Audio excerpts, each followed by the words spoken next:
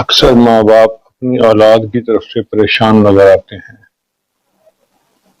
ٹیلی phone کرتے ہیں، خطوط لکھتے ہیں، خود آ کے آنسوں سے رو رو کے اپنی کہانیاں سناتے ہیں کہ بچوں نے تو ہمارے ناک میں دم کر رکھا ہے۔ تو ایک اہم عنوان ہے بچوں کی تعلیم و تربیت۔ تعلیم تو بچے اسکول میں پا لیتے ہیں، لیکن ان کی تربیت کیسے کرنی ہے یہ ایک مستقل عنوان ہے۔ اس کی مثال یوں سمجھیں کہ ایک پودا ہے خضرو، تو خضرو پودا دیکھنے میں بھڑنگا ہوتا ہے، بدصورت ہوتا ہے، اور اس کے اوپر پھول بھی اچھے نہیں لگتے۔ اور ایک پودا جس کا مالی ہوتا ہے، وہ مالی اس کی کانٹ چھانٹ کرتا ہے، وقت پر اس کو پانی دیتا ہے، کھاد دیتا ہے، تو یہ پودا دیکھنے میں بھی خوبصورت ہوتا ہے اور اس کے پھول بھی زیادہ بہتر ہوتے ہیں۔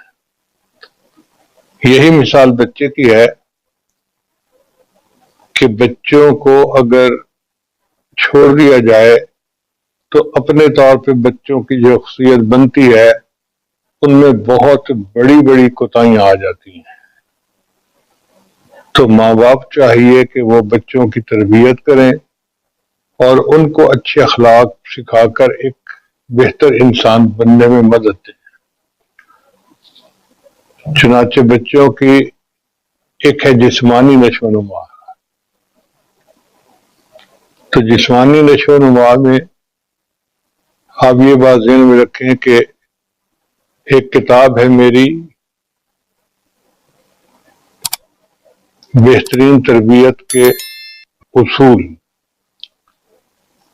اس میں نے 11 ونڈوز کا تذکرہ کیا ہے، 11 میجک ونڈوز آف برین۔ فطری طور پر اللہ تعالیٰ نے بچے کے دماغ میں کچھ ونڈوز بنائی ہیں جو اپنے اپنے وقت پہ کھلتی ہیں، جیسے انٹروڈیوس باٹل ونڈو، دوسری ہے سلیپ ٹرین ونڈو، تیسری ہے سٹارٹ سالڈ ونڈو، چوتھی ہے سپی کپ ونڈو، پانچواں ہے لابی ونڈو، چھٹی ہے پیسیفائر ونڈو، ساتویں ہے چائلڈ سلیپ ٹرین ونڈو، اور آٹھویں ہے پوٹی ٹرین ونڈو، نویں ہے نیپ ٹائم ونڈو، اور 10ویں ہے ویل ٹریننگ ونڈو، اور 11ویں ہے بیتھ ونڈو کہ بچہ بیتھ حاصل کرنا کیسے سیکھتا ہے۔ اگر ہم یہ کام اس بچے کی اس عمر کے وقت میں کریں جب یہ ونڈو دماغ میں کھلی ہوتی ہے تو بچہ آسانی سے یہ کام کر لیتا ہے، ورنہ پھر ماں کو مشکل پیش آتی ہے۔ تو ایک تو آپ ان ونڈوز کو لکھ کے یاد کر لیں کہ کون کون سا ٹائم ہے، زبانی یاد ہونی چاہیے، اور بچے کو اس کے ونڈو کے ٹائم کے مطابق ہی آپ تعلیم دیں تو آپ کے لیے آسانی ہوگی، بچہ رجسٹ بھی نہیں کرے گا۔ اس کی مثال ایسے ہی ہے کہ جب بچے کو پیاس لگی ہوئی ہو اور آپ اس کو دودھ پلائیں تو بچے کو زبردستی نہیں پلانا پڑے گا، بچہ خود پیے گا۔ اسی طرح جب دماغ کی ونڈو کھلی ہوئی ہے تو بچہ اس وقت میں وہ کام آسانی سے قبول کر لیتا ہے۔ دوسرا ہے بچے کی پرورش کے اہم نکات۔ تو 10 نکات ہیں۔ پہلا نقطہ ہے بچے کو انتخاب کا موقع دیں، یعنی چوائس دیں۔ دوسرا پوائنٹ ہے کسی کام پر اصرار نہ کریں۔ تیسرا ہے اگر کوئی کام کروانا ہو تو مثال دے کر سمجھائیں۔ پھر چوتھا ہے کہ بچے کو اسکرین دیکھنے سے منع کریں۔ پانچواں ہے بچے کی تعریف و تحسین کریں۔ ہر وقت ڈانٹ ڈپٹ کرتے رہنا، چیخ کر بولنا، یہ بچے کو الٹا بگاڑ دیتا ہے۔ پھر اگر کوئی کام کرنا ہو تو بچے کو شیڈول کا وقت بتائیں۔ اکثر ماں باپ کو دیکھا ہے کہ وہ خود پروگرام بنا لیتے ہیں اور بچے کو کچھ پتہ نہیں ہوتا کہ ہونا کیا ہے۔ پھر ایک پوائنٹ یہ ہے کہ کھانا مل کر کھائیں. کوئی بچہ اپنے کمرے میں کھا رہا ہے، کوئی دوسرے کمرے میں، کوئی صبح کھا رہا ہے، کوئی 2 گھنٹے بعد کھا رہا ہے، کوئی 1 گھنٹہ پہلے کھا رہا ہے. ایک نظم ہونا چاہیے، اور اس ٹائم کے اوپر گھر کے سارے لوگ دسترخوان کے اوپر بیٹھ کر کھانا کھائیں. اس میں بچے کو کئی باتیں سیکھنے کو ملتی ہیں. پھر قیمتی چیزوں کو بچے کی پہنچ سے دور رکھیں. 9واں ہے بچے کے لیے باکردار نمونہ بنے، اور 10واں پوائنٹ ہے کہ بچے کو ہمیشہ محبت سے ڈیل کریں. بچہ جو ہے وہ تو ایک مولٹن میٹل کی طرح ہے، اس کو جس سانچے میں ڈھال دیا جائے بچہ ویسے ہی ڈھل جاتا ہے. بہت پہلے کا میں آپ کو ایک واقعہ سناؤں کہ ہمارے دوست تھے، وہ منگلا ڈیم کے چیف انجینئر تھے. تو ان کا تکیہ کلام یہ تھا کہ جیسے ہی فون اٹھاتے تھے تو کہتے تھے hello chief engineer Mangla speaking. وہ بتاتے ہیں کہ میرا چھوٹا بچہ تھا، ایک دن میں واش روم سے ذرا دیر سے نکلا تو میں نے دیکھا کہ میرے فون کی گھنٹی بج رہی ہے، تو بچے نے فون اٹھا لیا. جب بچے نے فون اٹھایا تو اب بچے نے فون پہ بات کی، hello chief engineer Mangla speaking. اس بچے کو کچھ پتہ نہیں تھا کہ میں نے کیا کرنا ہے. اس نے جو باپ کو کرتے ہوئے دیکھا وہی اس نے کام کر دیا. تو children always copy their parents. بچے ہمیشہ اپنے ماں باپ کی نقل اتارتے ہیں. تو ماں باپ کو چاہیے کہ ایک بہتر نمونہ بن کر دکھائیں تاکہ بچے ان کو کاپی کریں اور وہ بھی ایک اچھے انسان بنے. اب اس مقصد کے لیے ایک ایسے مکتب کی ضرورت ہے جہاں پہ بچے کو اچھی تعلیم دی جائے اور ان کو اچھی عادات سکھائی جائے. پاکستان اور ہمارے پڑوس ملکوں میں حفظ و ناظرہ کے تو کئی ادارے موجود ہیں الحمدللہ، اور لاکھوں بچے ہر سال قرآن مجید کے حافظ اور قاری بنتے ہیں. لیکن اس بات کی ضرورت ہے کہ ان چھوٹے چھوٹے دماغوں میں اللہ اور اس کے رسول کی محبت، نبی علیہ السلام کی سنت کی پابندی، عقائد کی پختگی اور بہتر مسلمان بننے کی فکر کو ابھاریں تاکہ بچوں پر بچپن ہی سے اللہ کا رنگ چڑھ جائے. صبغۃ اللہ، اللہ فرماتے ہیں اللہ کا رنگ. ومن احسن من اللہ صبغہ، اور کون ہے بہتر اللہ سے زیادہ رنگ دینے میں. اب اس بچے کے اوپر رنگ چڑھانے کے لیے الحمدللہ کہ ای معہد کے جو پرنسپل ہیں حضرت مولانا حافظ حبیب اللہ احمد نقشبندی زیدہ مجدہ، تو انہوں نے ای معہد ہی کی معلمات کو کہا کہ ان بچوں کے لیے ایک نصاب ڈیزائن کرو.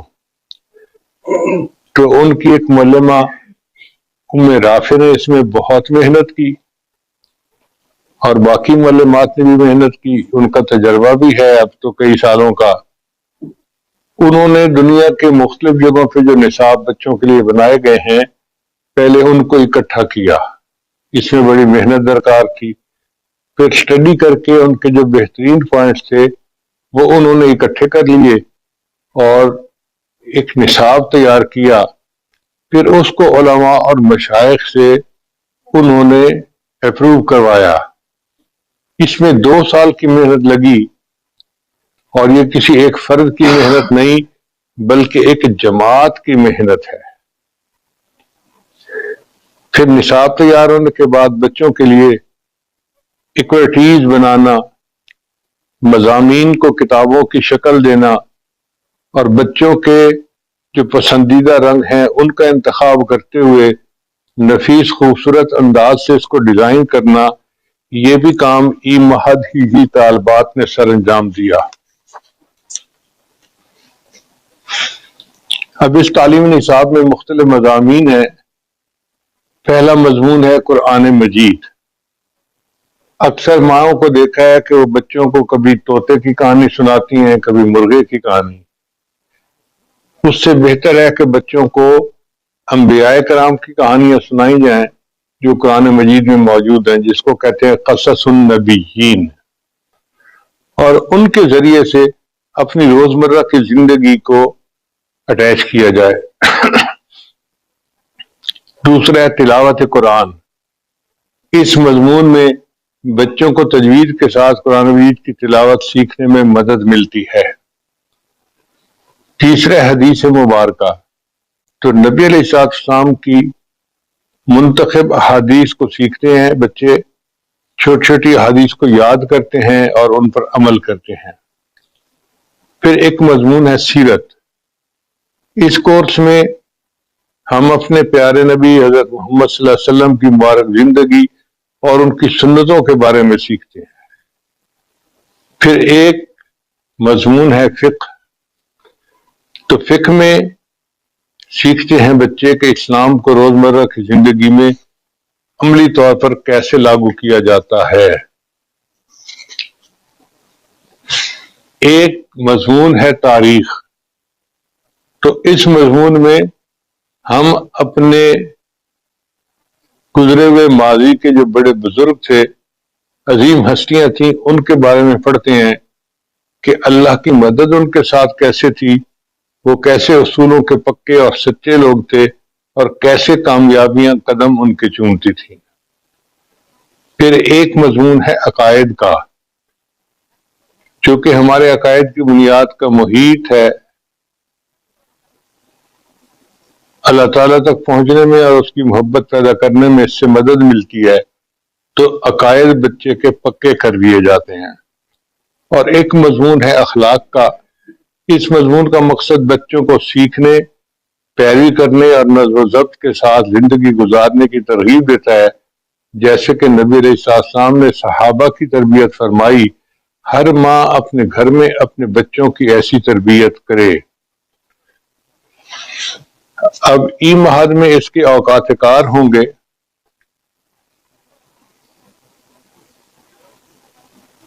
جمعہ ہفتہ اتوار دوپہر 12 سے 2 بجے تک، اور جمعہ کے دن اور ہفتہ کے دن اور اتوار کے دن 3 بجے سے لے کے 5 بجے تک۔ یہ فرسٹ بیچ ہوگا۔ دوسرا بیچ جو ہے وہ پیر اور بدھ اور جمعہ شام 5 سے 7 بجے تک۔ یہ یو ایس اے اور کینیڈا والے لوگوں کے لیے بہترین ٹائم ہوگا۔ پھر تیسرا بیچ ہوگا جو پیر بدھ اور جمعہ کے دن ہوگا، یہ شام 5 سے 7 بجے پاکستان کے بچوں کے لیے بہترین وقت ہوگا۔ لہذا دعا ہے کہ اللہ تعالیٰ اس تعلیم نصاب کو قبول کرے، اور ای مہد کی معلمات کی جو انتھک کوشش ہے اس کو اللہ تعالیٰ شرف قبولیت عطا فرمائے، اور ہمارے آنے والے بچوں کے لیے اس کو فائدے کا سبب بنائے۔ وآخر دعوانا ان الحمد للہ رب العالمین۔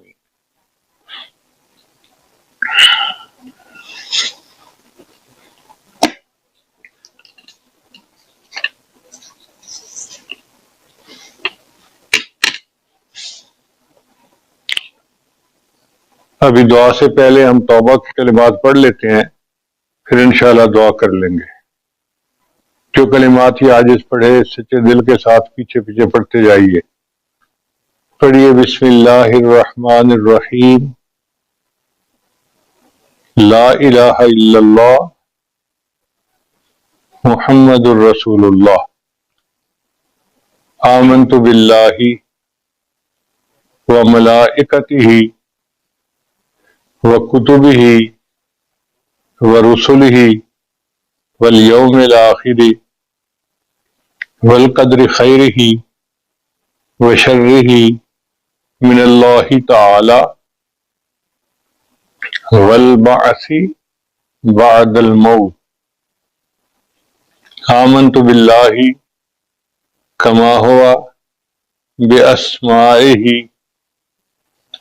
وصفاتہ وقبلت جمیع احکامہ اقرار باللسان وتصدیق بالقلب۔ اشہد ان لا الہ الا اللہ واشہد ان محمدا عبدہ ورسولہ استغفر اللہ ربی من کل ذنب واتوب الیہ برحمتک یا ارحم الراحمین۔ ان کلمات کو پڑھنے سے ہم تو بتائے ہو چکے ہیں،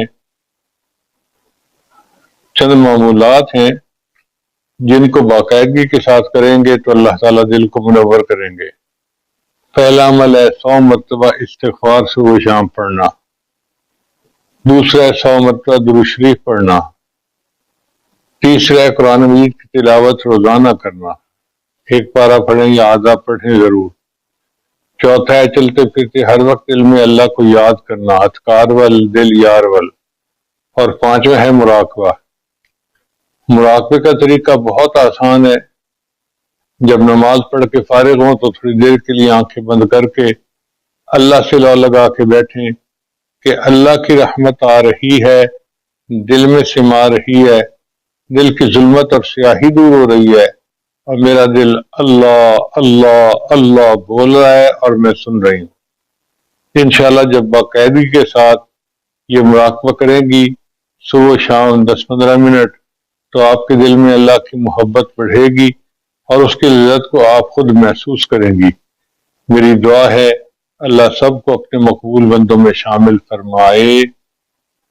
وآخر دعوانا ان الحمد للہ رب العالمین۔ دعا کر لیجئے۔ سبحان ربی العلی الوہاب، اللہم صلی علی سیدنا محمد وعلی آل سیدنا محمد وبارک وسلم۔ اے رب کریم، ہم آپ کے عاجز مسکین بندے ہیں، ہمارے گناہوں کو معاف فرما، خطاؤں سے درگزر فرما، عیبوں کی پردہ پوشی فرما۔ پروردگار عالم، بچہ پریشان ہوتا ہے ماں باپ کی طرف دوڑتا ہے، اور بندہ پریشان ہوتا ہے تو پروردگار کی طرف لوٹتا ہے۔ اے بے کسوں کے دستگیر، اے ٹوٹے دلوں کو تسلی دینے والے، اے خالی جھولیوں کو بھر دینے والے، میرے مالک ہماری خالی جھولیوں کو بھر دیجئے، رحمت کا معاملہ فرما دیجئے، کرم کی نظر کر دیجئے، اللہ پریشانیاں دور کر دیجئے، بیماریوں کو شفا میں تبدیل فرما دیجئے، اے اللہ نیک مرادیں پوری کر دیجئے۔ میرے مالک ہم جائیں تو کہاں جائیں، مانگے تو کس سے مانگیں، آپ کے سوا کوئی حاجت روا بھی نہیں، کوئی اور مشکل کشا بھی نہیں۔ ہماری ان دعاؤں کو اپنی رحمت سے قبول فرما لیجئے، اللہ ہمارے اٹھے ہاتھوں کی لاج رکھ لیجئے۔ میرے مالک، اس مسکین کے پاس تو دینے کے لیے دعائیں ہیں، مگر آپ کے پاس تو دینے کے لیے کائنات کے خزانے ہیں۔ اے اللہ کائنات کے خزانوں کے دروازے کھول دیجئے اور سب کی جھولیاں بھر دیجئے، سب کی مرادیں پوری کر دیجئے، ہمیں در در کے دھکے کھانے سے بچا لیجئے۔ اللہ ہماری بے بسی اور بے کسی پر رحم فرما، ہماری بیچارگی پہ ترس کھا لیجئے اور ہماری دعائیں قبول فرما لیجئے۔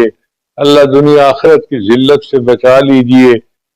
ہم نیک بننا چاہتے ہیں، ہمارا نفس اور شیطان اس میں رکاوٹ ہے، ہمارے نفس امارہ کو نفس مطمئنہ بنا دیجئے اور شیطان بدبخت سے ہمارا پیچھا چھڑا دیجئے۔ جس طرح آپ نے آسمان کو زمین پر گرنے سے روک دیا، شیطان کو ہم پہ مسلط ہونے سے روک دیجئے۔ اللہ ہماری ان دعاؤں کو قبول فرما لیجئے۔ کریم آقا، نہ ہمارے پاس روپ ہے، نہ رنگ ہے، نہ یار کو منانے کا ڈھنگ ہے، ہم جائیں تو کہاں جائیں، مانگیں تو کس سے مانگیں۔ پروردگار عالم، ہماری ان دعاؤں پر اپنی رحمت سے، ہماری ان دعاؤں کو اپنی رحمت سے شرف قبولیت عطا فرما دیجئے۔ اللہ، جو آپ کے در سے خالی اٹھتا ہے پھر اس کو دینے والا کوئی دوسرا نہیں ہوتا۔ اللہ ہمیں بار بار اپنے گھر کا دیدار عطا فرما، اپنے پیارے حبیب وسلم کے در کی حاضری قبولیت والی نصیب فرما، اولاد کے غموں سے محفوظ فرما، اولاد کے دکھوں سے محفوظ فرما، اولاد کی پریشانیوں سے محفوظ فرما۔ پروردگار عالم، ماں کے دل پر جو کیا گزرتی ہے جب بچی راستے سے بھٹک جاتی ہے، اور جب بچہ بڑا ہو کر باپ کے منہ پہ جواب دیتا ہے، تو باپ کا دل کتنا کٹتا ہے آپ جانتے ہی ہیں۔ اللہ مہربانی کر دیجئے، ہمارے بچوں کی اچھی تربیت فرما دیجئے، اور ان پھولوں کو ہمارے آنکھوں کی ٹھنڈک بنا دیجئے، ہماری ان دعاؤں کو اپنی رحمت سے قبول فرما لیجئے، اور ای مہد کی معلمات کی جو محنت ہے اللہ اس کو قبول فرما، اور اس کو پوری امت کے لیے ہدایت کا ذریعہ بنا، فائدے کا سبب بنا، ہمارے اس ملک کو اللہ دین کا قلعہ بنا، اور ہمیں یہاں شریعت و سنت کے مطابق زندگی گزارنے کی توفیق عطا فرما۔ اے اللہ بد امنی کو امن میں تبدیل فرما، بدحالی کو خوشحالی میں تبدیل فرما، پوری امت، پورے اس ملک کے بچے کو، نوجوانوں کو نیکی والا بنا، جو ہمارے ملک کے دشمن ہیں اللہ ان کو ہدایت عطا فرما، اور جن کی قسمت میں ہدایت نہیں ان کو چن چن کے دفع دور فرما، مدارس عربیہ کی حفاظت فرما، جو علماء دین کا کام کر رہے ہیں ان کی زندگیوں کی حفاظت فرما، جو مانگا وہ بھی عطا فرما، جو مانگنا چاہیے تو نہیں مانگ سکے وہ بھی عطا فرما۔ ہمارے والدین عزیز اقارب جو دنیا سے فوت ہو چکے اللہ ان کی بخشش فرما، اور جن کی آپ نے بخشش کر دی ان کو قرب کے اعلیٰ ترین درجات عطا فرما۔ اے اللہ ہمارے گھر کا بچہ رافع ہے، اس کی نانی کی والدہ فوت ہو گئی، اللہ اپنی رحمت کے ساتھ ان کی بخشش فرما اور ان کو قرب کے اعلیٰ ترین درجات عطا فرما۔ ربنا تقبل منا انک انت السمیع العلیم تب علینا انک انت التواب الرحیم۔